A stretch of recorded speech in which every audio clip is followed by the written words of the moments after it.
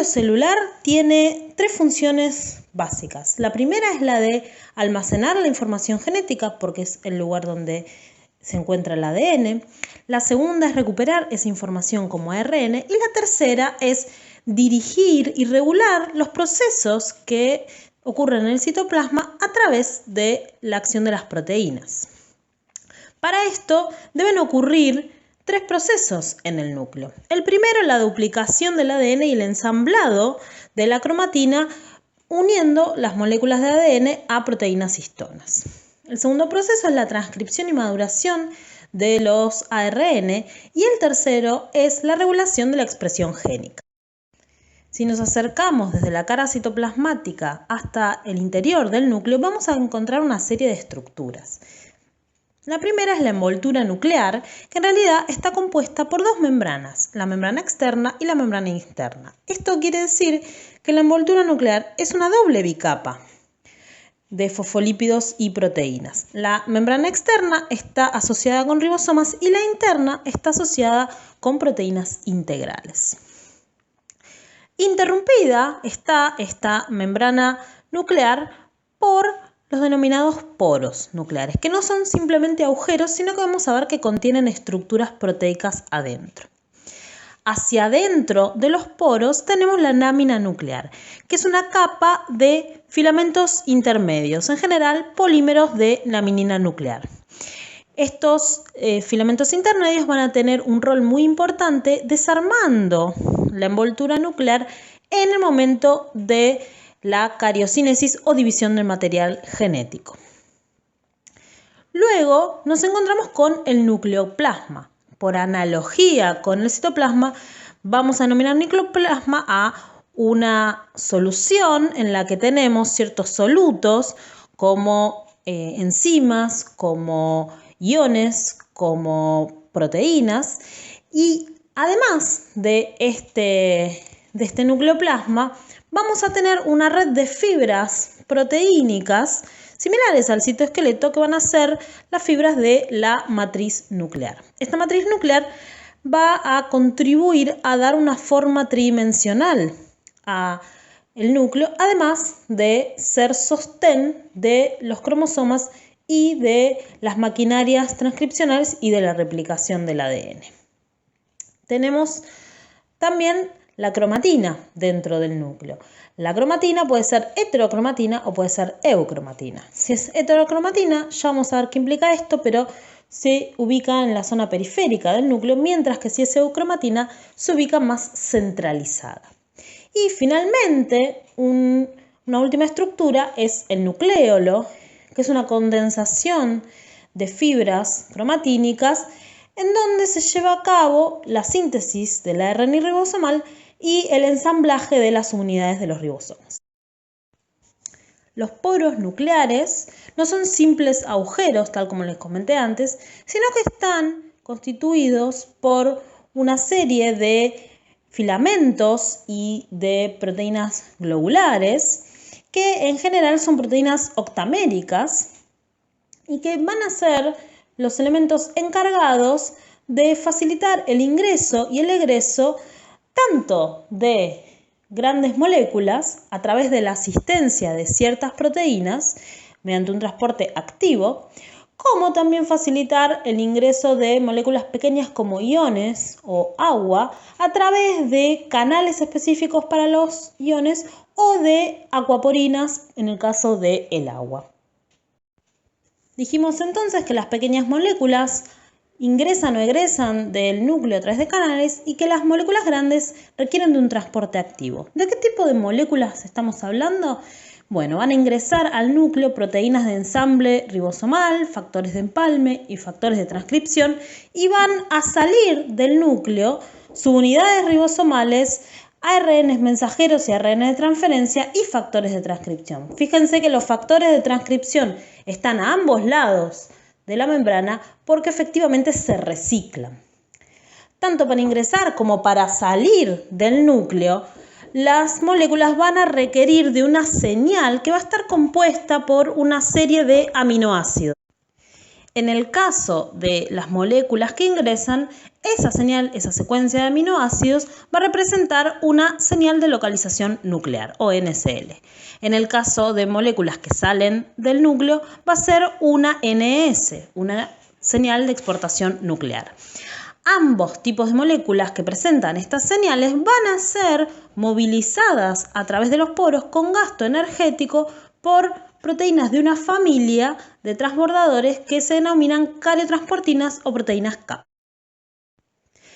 ¿Cómo es la cromatina? Sabemos que la cromatina es ADN con proteínas asociadas y que esas proteínas son mayoritariamente histonas, pero también hay factores de transcripción y ribonucleoproteínas asociadas a ese ADN.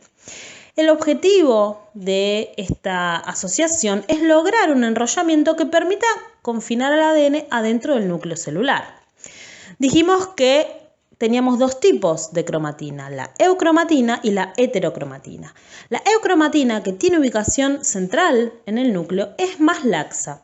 Eso quiere decir que está menos enrollada y que va a ser transcripcionalmente activa. Por otro lado, la heterocromatina, que dijimos que era periférica en el núcleo, es más densa. Eso quiere decir que está más enrollada y que es transcripcionalmente inactiva. Y aquí tenemos que hacer una distinción, porque sabemos que todas las células somáticas de un individuo, es decir, las células que no cumplen funciones reproductivas, tienen la misma cantidad de ADN. Si tienen la misma cantidad de ADN, ¿cómo puede haber células que cumplen funciones tan diversas? La realidad es que la categoría de eu o heterocromatina es una categoría dinámica. ¿Por qué? Porque va a haber células que tengan en forma de eucromatina, es decir, en forma de cromatina que se transcriba, elementos o porciones del ADN que para otras células van a ser heterocromatina y viceversa. Dijimos que el objetivo de la existencia de la cromatina es lograr que el ADN quede confinado al núcleo. ¿Cómo se logra ese confinamiento? A través de distintos grados de enrollamiento que van a ir cambiando a medida que progrese el ciclo celular. El estado más laxo de la cromatina, el estado de menor enrollamiento, es el estado de los nucleosomas. Los nucleosomas son las unidades de enrollamiento del ADN. Tenemos que cada nucleosoma está compuesto por un octámero de histonas sobre la cual se enrollan 2 veces una hebra de ADN.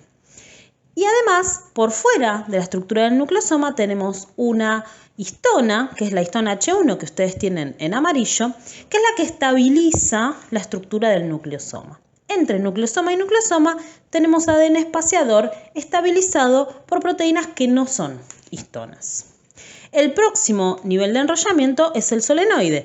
El solenoide involucra nucleosomas que están organizados en una fibra que gira alrededor de un eje virtual y esta fibra está sostenida por histonas H1 de nucleosomas cercanos. El próximo nivel es el nivel de bucles. Los bucles son asas súper enrolladas, estabilizadas con proteínas de la matriz. Por eso lo llamamos scaffold o andamiaje y está muy plegado este bucle en heterocromatina y poco plegado en eucromatina. Luego tenemos una estructura que es la de la fibra cromatínica y finalmente llegamos a la estructura del cromosoma. El cromosoma es una estructura en la que aproximadamente hay 150 millones de pares de bases. Para que ustedes den una idea, aproximadamente en 100.000 pares de bases cubrimos varios genes promedio. Y la realidad es que este nivel de enrollamiento se va a alcanzar justo en el momento antes en el que se divida el material celular. Los cromosomas van a tener 2 tipos de información, o mejor dicho, 2 tipos de secuencias. Secuencias codificantes, donde van a estar efectivamente los genes, y secuencias no codificantes como los centrómeros, los telómeros y las secuencias ORI. ¿Cómo es el cromosoma mitótico? El cromosoma que observamos justo antes de la división celular. Primero que nada, observamos en la figura que tenemos pares de cromosomas, tenemos un par de cromosomas. ¿Por qué? Porque la célula somática llega a la división celular con sus pares de cromosomas homólogos duplicados.